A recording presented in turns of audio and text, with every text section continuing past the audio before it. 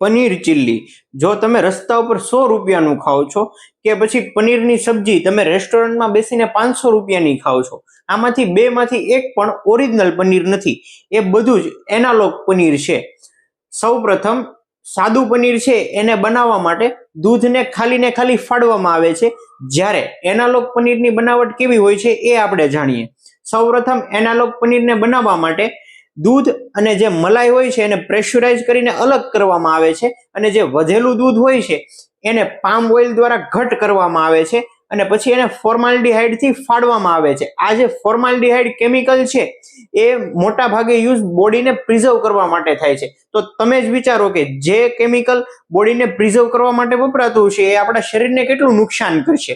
હવે તફાવત એ છે કે માર્કેટમાં 150 રૂપિયાના ભાવે એનાલોગ પનીર મળે છે, અને જે ઓરિજિનલ પનીર છે એ 500 રૂપિયાના ભાવનું મળે છે. એટલે તમે બહાર કોઈ પણ જગ્યાએ પનીર ખાશો તો એ તમને એનાલોગ પનીર જ મળશે. તો આજથી જ ચેતી જાઓ અને પનીર ગમે ત્યાં ખાવાનું બંધ કરી દો.